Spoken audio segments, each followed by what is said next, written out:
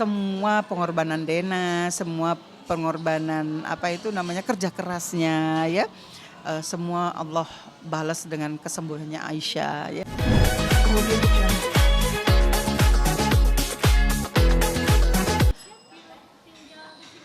Singapura full. Enggak, belum. Pokoknya dia sebelum disebut sebagai survivor, Mbak Dina bilang dia nggak mau. Dia tetap stay di sana. Apapun yang dia harus lakukan gitu ya. Misalnya dia harus kerja siang malam siap malam, apapun. Dia tetap mau anaknya di sana. Setelah dia selesai, disebutnya sebagai orang yang sembuh dari kanker, maka baru dia boleh ke Indonesia gitu. Ya sebetulnya ya. Jadi kan saya orang Jawa ya gitu. Dan kalau kita di Jawa itu kalau anaknya sakit-sakitan, biasanya kita bilang ganti nama deh, mungkin keberatan namanya gitu loh ya. Jadi bismillah, saya tanya sama Ustadz. Terus kemudian apa ya namanya Syakira. Syakira itu juga syukur kan gitu. Artinya juga bagus gitu kan. Gitu. Tapi saya nggak tahu, akhirnya dia bilang dia yang jadi ustadznya yang bilang katanya, coba namanya ada 3 nama gitu kan. Waktu sebut 3 nama, saya kasih ke Mbak Dina, kamu mau yang mana nak? Saya bilang gitu kan. Itu Aisyah, mama percaya enggak? Nama Aisyah, sejak aku hamil Aisyah, ya waktu itu Syakira, aku udah pilih nama aku kalau punya anak perempuan aku mau kasih nama Aisyah. Iya. Terus tapi entah ada pengaruh dari Mas Jerry apa segala macam kan, akhirnya diputuskanlah Syakira gitu. Nah sekarang tiba-tiba ustadznya bilang katanya coba ini kasih nama ini bagus gitu kan ya. Nama Aisyah itu mulia gitu, nama yang mulia. Akhirnya Mbak Dena malah enggak, aku mau anakku Aisyah namanya gitu. Akhirnya dia pamit sama neneknya dari Mas Jerry, sama papahnya segala macam semua. Dia izin gitu dan diizinkan dia ganti nama Aisyah. Aisyah juga ditanya mau, maka jadilah dia diganti namanya Aisyah gitu. Alhamdulillah, mudah-mudahan memberikan, katanya sih nama yang baik itu berarti adalah doa ya gitu. Mudah-mudahan itu jadi doa yang baik ya gitu. Iya pengen dia, aduh saya udah bilang, dia kan kemarin ini seneng nari-nari Zumba sama ibunya kan ya, ibunya ngajar Zumba gitu kan di Zoom kan. Terus dia ikut-ikut sehingga kadang-kadang Mbak Dina, ayo kumpulin 8 orang tuh, saya nanti anak saya, ada ponakan saya dikumpulin semua ikut Zoom, dia yang ngajarin gitu Aisyah gitu. Sudah seneng, jadi seneng nari, dari kecil emang dia seneng nari, dari umur 3 tahun juga dia kerjanya nari melulu kan gitu. Nah sekarang ini kayaknya itu udah, saya nggak pernah lihat dia nari lagi. Jadi kalau ditanya dia udah nggak punya, kemarin itu dia kumpulin seluruh mainannya, kemudian di bazar dia jual. Semua, jadi 80% mainannya itu dijual. Dapatlah dia $1.000. Dan $1.000 itu semua didonasikan sama dia. Jadi ditanyakan sama gurunya, kamu mau diiniin, semua didonasikan. Semua, jadi ada ya, dan itu dia bangga sekali gitu ya, dia bisa apa yang dia punya dia bisa berikan kepada orang yang membutuhkan kayak gitu ya. Nah terus sekarang ini saya bilang, kamu udah nggak punya mainan, terus kamu apa, jadi mainan kamu apa gitu, dia bilang oh, it's okay Uti, dia bilang, dia panggil saya Uti ya kan, Eyang Putri kan gitu, Uti dia bilang gitu. Sekarang kan hobinya udah beda, jadi kerjanya dia hanya di depan komputer. Dan dia baca, apa bacaan kamu? Saya bilang, dia bilang aku suka science.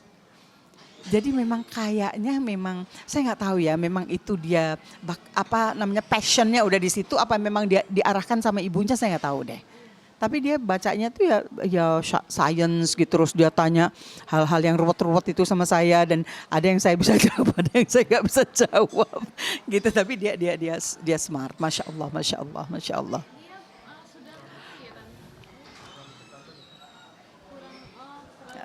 Ya, oke. Ya. Kayaknya pernah, dia udah ngerti. Dia ngerti karena bagaimanapun kalau dia ke rumah sakit kan ada NUH, National University Hospital, apa cancer gitu kan ada. Dan dia selalu di situ, di lantai 8 pas 9. Dia selalu di situ, di satu lantai yang ngurusi masalah kanker semua gitu. Jadi akhirnya pasti dia tahu bahwa dia oh ternyata saya sakit kanker gitu. Dan dia tidak drop, dia nggak down. Gitu itu yang saya senang ya. Jadi dia anggap itu biasa lah gitu. Mungkin awalnya juga ibunya juga ngasih tahu dia dulunya kan emang Aisyah ini sakit apa sih ibu gitu kok diobatin di kemoterapi kok gitu kan dia nggak ngerti ya kamu ya sakit aja lah biasa gitu. Tapi kan saya 4 tahun 4 tahun 4 tahun saya cuman mau lihat saya cuman lihat 1 kali dia di kemoterapi saya nggak kuat saya oh iya nangis dan saya keluar saya nggak mau lihat gitu. Mbak Dena ya nungguin dipeluk anaknya waktu di kemo itu dipeluk gitu dan ya itu masa-masa yang sangat kelam buat anak saya lah. Saya tahu saya lihat dia sembari meluk anaknya sembari nangis dia itu gitu. Aku nggak kuat saya lihat gitu langsung saya keluar kayak gitu. Tapi mungkin dengan apa namanya jadi ikutan bapak apa namanya akan jadi edukasi dari Aisyah mungkin kalau jadi dokter buat apa bikin konten akan jadi pelajaran untuk anak-anak. Saya bilang kalau sekarang ini kamu jadi orang yang terkenal, katakanlah kamu jadi model. Tapi kan itu hanya hobi gitu ya, atau nyanyi, whatever, apa terserah. Tapi kamu juga dokter. Maka saya bilang kamu akan punya konten itu masalah-masalah kesehatan dan itu akan didengar sama orang karena apa kamu orang terkenal. Saya bilang saya udah kasih motivasi kayak gitu sama dia. Dia bilang no Uti, dia bilang Aisyah cuma mau jadi dokter aja.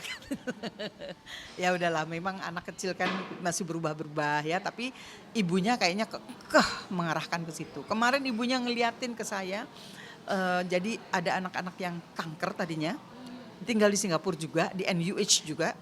Dan itu sekarang dia sudah di Amerika, dia sembuh ya, dan dia sembuh dan dia dapat beasiswa jadi di Universitas Kedokteran.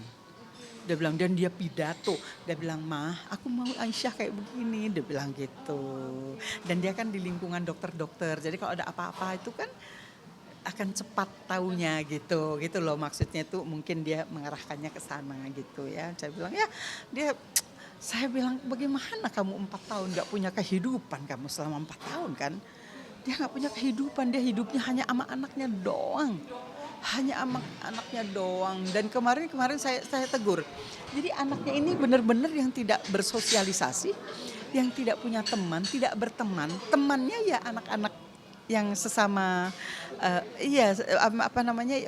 berobat gitu, berobat untuk kanker apa saja. Terus kalau di luar dia untung dia sekolah, tapi sekolahnya kan juga tidak banyak bergaul kan gitu. Nah akhirnya setelah pulang sekolah dia ngerem aja di rumah. Saya tegur loh sama Mbak Dena, tidak bersosialisasi, nggak punya kehidupan sosial gitu loh dia. Akhirnya saya bilang kamu mau simpen anak kamu gini sampai kapan Mbak? Saya bilang gitu. Saya bilang kamu nggak pernah ajak dia ke mall. Ya enggak lama. Saya bilang kenapa? Saya bilang gitu. Jadi kamu gak pernah ajak kamu, ya iyalah aku ajak dia ke pantai gitu yang gak ada orang gitu. Dia di pantai gitu. Aduh ya Allah Mbak. Karena itu untuk kamu itu mungkin kesenangan bukan belum tentu anak kamu. Seperti dia gak boleh makan, dia melarang anaknya makan coklat. Saya bilang akhirnya saya kasih kan coklat kan. Saya bilang dia diumpetin kalau mamanya ibunya datang diumpet. Saya bilang gak apa-apa. Kalau ditanya ibu kamu, saya bilang Uti yang kasih. Saya bilang gitu kan. Akhirnya, mah kok dikasih coklat sih mah gitu kan. Saya bilang mana anak di dunia ini yang tidak makan coklat. Ayolah saya bilang kasih dia sekali-sekali. Kalau kamu takut giginya rusak suruh dia sikat gigi. Kalau sudah ya yang wajar aja. Akhirnya saya bilang ke mall pun tidak pernah kan gitu. Akhirnya ya udah saya bilang bawalah dia ke mall sekali-sekali apa. Pulang saya dari Singapura anaknya dibawa ke mall. Terus anaknya dibawa ke mana? Universal Studio gitu ya. Itu baru 2 itu yang saya lihat. Terus anaknya diajak naik bus. Karena kan kalau MRT kayaknya penuh ya. Kalau bus yang tingkat itu kan di atas tuh nggak ada yang naik tuh. Dia anaknya dibawa ke atas itu. Iya gitu loh maksud saya tuh seperti perlakukan dia seperti anak normal saya bilang supaya dia nggak jadi aneh saya bilang dia takut. Bagaimana coba 4 tahun hatinya hancur, hidupnya hancur, kehidupannya tidak ada kehidupan yang lain-lain kecuali di depannya hanya nungguin anaknya doang itu selama 4 tahun dan dia masih muda loh. Iya kan, artinya sampai Vena Melinda tanya, dia bilang kamu pacaran? Enggak, aku nggak pacaran. Kamu nggak punya pacar? Enggak. Dia bilang, kapan mau pacaran? Siang malam dia harus ngurusin anaknya aja. Anaknya kalau tidur harus dipegangin, bajunya diikat sama bajunya gitu, artinya nggak mau ditinggalin. Ya saya bilang iyalah, saya bilang makanya saya selalu bilang kalau saya itu saya nggak kuat lah kayak Denan, ya gitu. Kalau pemberitaan yang sempat ramai itu Mbak Dena habis semua hartanya. Iya, iya, Rumah juga ini. ya, itu benar. Ada 3 rumahnya yang dia jual. Apartemennya 1 di The Grove itu yang di Kuningan. Itu apartemennya harga mungkin 4,5 ya, dijual 3,5 sama dia kalau nggak salah itu.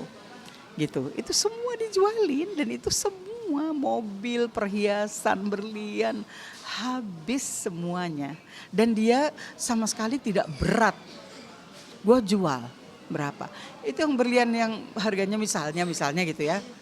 10 rupiah lah gitu ya misalnya. Dia jual tuh hanya 4 rupiah, 5 rupiah gitu. Dan itu dia tidak berat sama sekali. Dia bilang anak gue butuh, dia bilang gitu. Itu prinsipnya seperti habis semuanya. Sak mobil-mobilnya, sak perhiasannya, sak rumahnya, apartemen habis semua. Gitu. Jadi ini pun masih ada 2 rumahnya yang mau dijual. Iya, kan masih harus tinggal di Singapura ya, gitu. Kan jadi kalau ya saya juga pernah ngomong kayak gitu, tapi dia udah terlanjur anaknya berhenti kemoterapinya kan di Singapura gitu kan. Dia mau selesaikan deh sampai anaknya disebut menjadi survivor, gitu. Kalau anaknya udah disebut sebagai orang yang sembuh dari kanker, baru dia balik ke Indonesia, ya baru itu dianggap aman sama dia, gitu loh. Dia nggak mau sampai telat 1 hari pun gitu, dia nggak mau. Aduh serius banget. Itu saya sampai nggak betah ya di Singapura itu, bener. Gara-gara saya lihat dia abis mandi matanya bengkak, mandinya lama banget. Setelah itu begitu keluar matanya menjendul. Habis sholatnya lama banget. Selesai sholat matanya bengkak. Saya nggak tahan saya, dan kan kasihan gitu loh gitu. Saya nggak tega lihat anak saya seperti itu. Jadi itulah yang selama 4 tahun tuh dia seperti itu. Betul, itu yang saya melihat loh. Aduh, masya Allah, luar biasa. Dan Aisyah tuh nggak nurut sama siapa-siapa. Dia nurutnya cuma sama ibunya doang. Sama yang lain dia nggak nurut anaknya, nggak bisa diatur lah gitu ya. Cuma sama ibunya aja dia takut.